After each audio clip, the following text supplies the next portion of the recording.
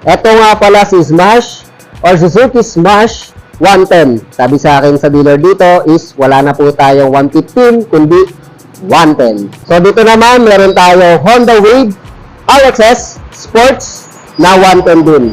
Suzuki Smash or Honda Wave RSX.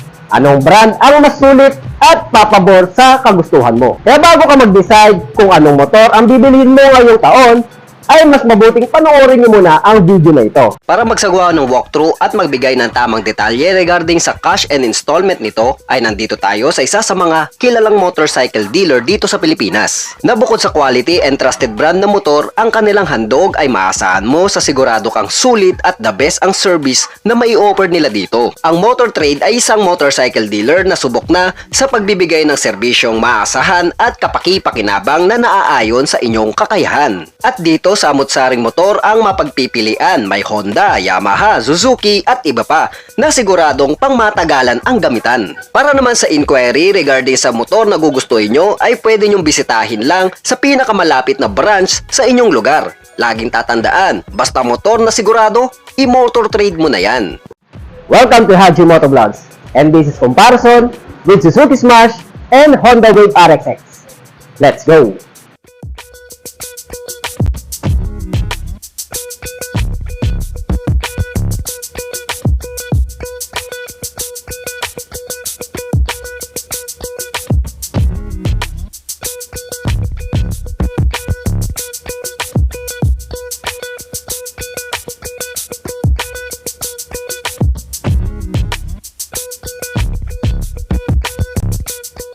Okay, nandito pala tayo para magsagawa ng comparison.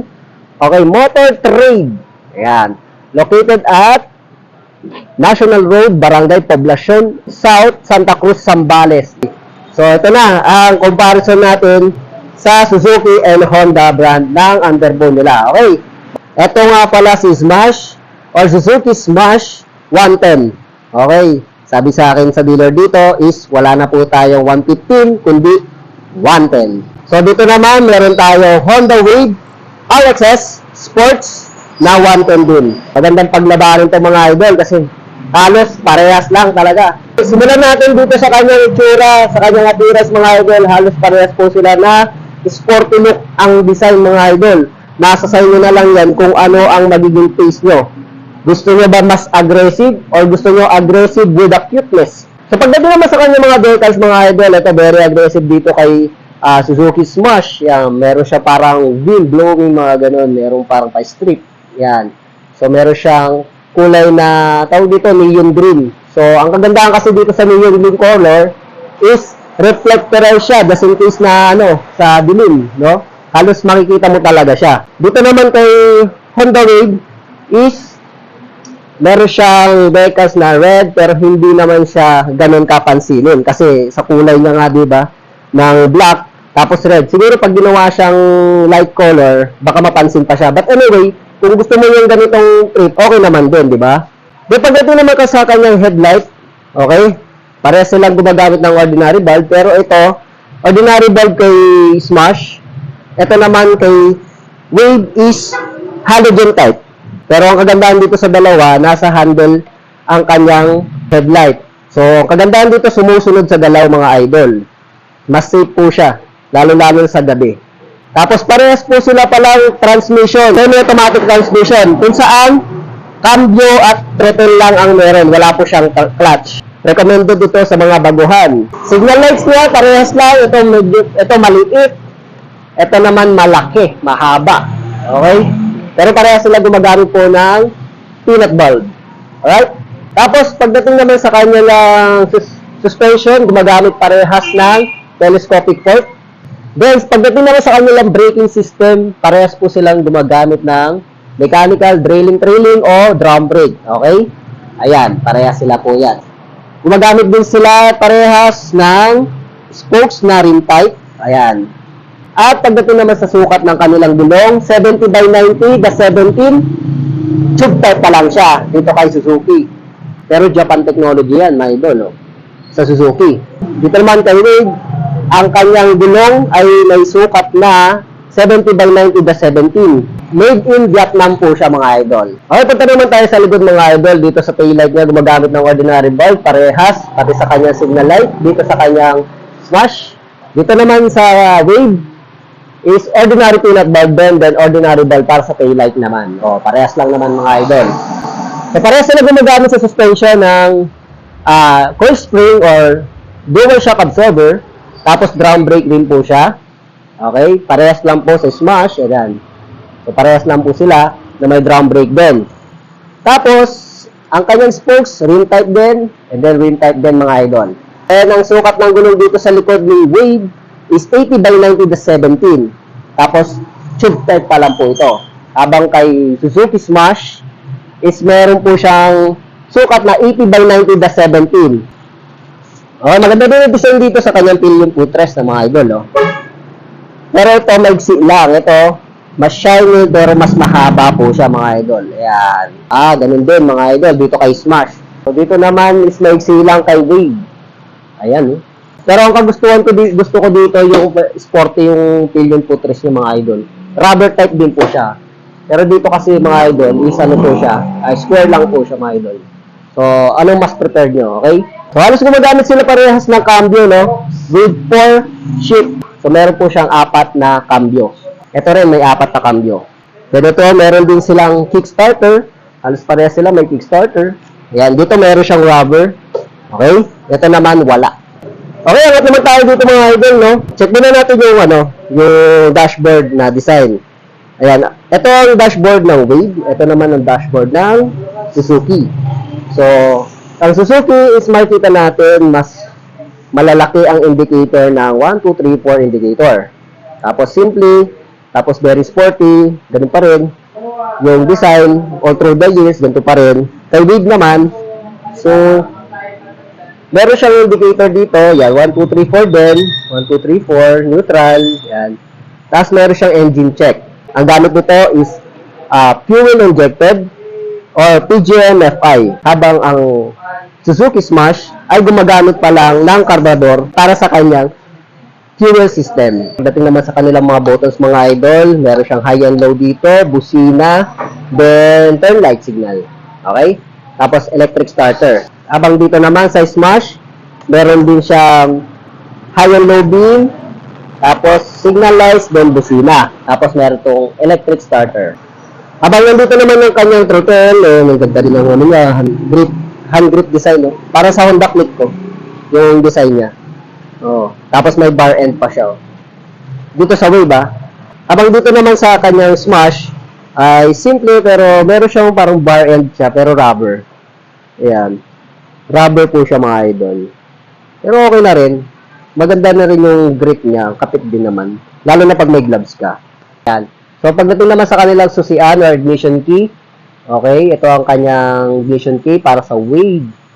Sa lock yung ginagamit niya dito mga idol. Ang Smash naman ay gumagamit ng traditional ordinary ignition key mga idol, which is merong lock, push, on and off.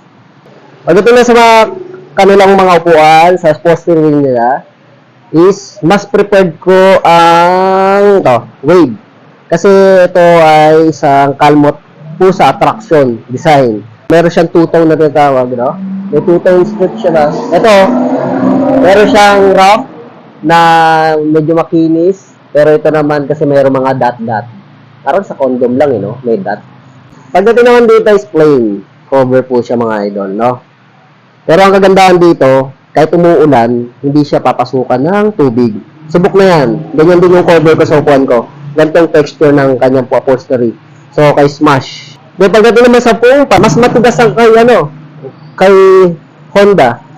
Ito naman dito, malambot. Pero, ewan ko kung ano yung mas prepared nyo. Kung ikaw ay mataba, dito ka na lang kay Wave. Pero kung ikaw naman medyo kapayatan din, dito ka na lang kay Suzuki Smash. Kasi medyo malambot lang siya. So, sa underseat compartment tayo mga idol. Ito, unahin natin kay Smash mga idol, no? Nandito yung battery niya. Okay? So, yun. Ito ang compartment ng mga idol, malalim na medyo makipot. Kasya siguro mga tinutuping bagay like TV, rep, washing machine, kahit ano, basta tinutupi, kasyang-kasya dito. Na dito naman, sa Wave, pabilog, ang design nito is pahaba, parang baba. Ito naman, mapanga, palapad, ganyan, na malalim, no? Tapos nandito, naka-organize yung tools niya, no? Meron din siya. Meron naman din dito. Yun nga lang, mas maganda ito kasi organized dito, yung laman, no? Galing. Nandito rin yung battery niya, okay? Ito ay ng capacity. Ayan, pakita ko na lang sa screen at di ko kabisado yung fuel tank capacity nito. Ito ang weight. Tapos habang nandito naman kay Smash din.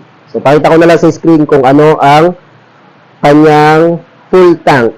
Ito kay RXS at ito naman kay Smash. Okay, pagdating naman sa kanyang displacement, mga idol, pareha silang 110cc. 110cc din. Gumagamit din ng air-cooled para sa cooling system. Carburetor naman to, ito naman ay fuel injected. At pagdating naman sa kanyang engine, meron po siyang single cylinder, single overhead cam, 4-stroke with 2 valves.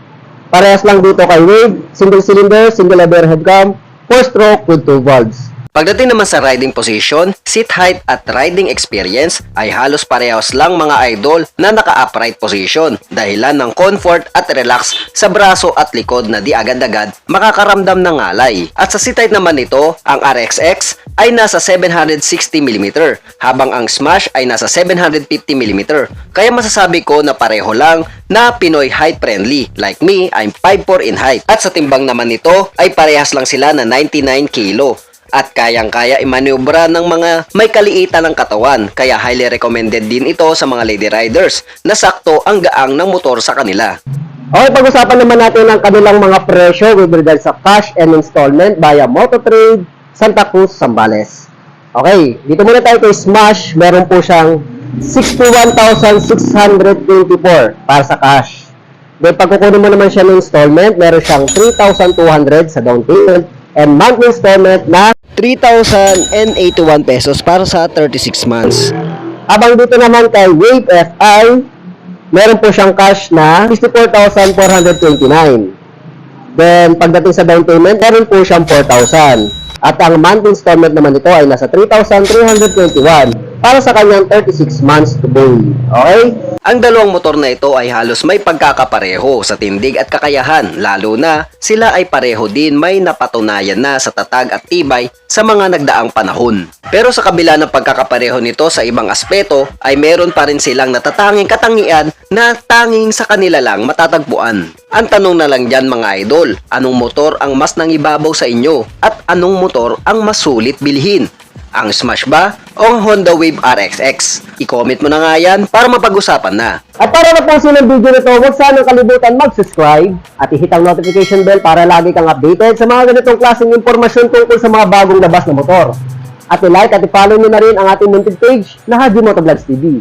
Ano po si Haji from Haji Motovlogs. Thank you for watching and peace out!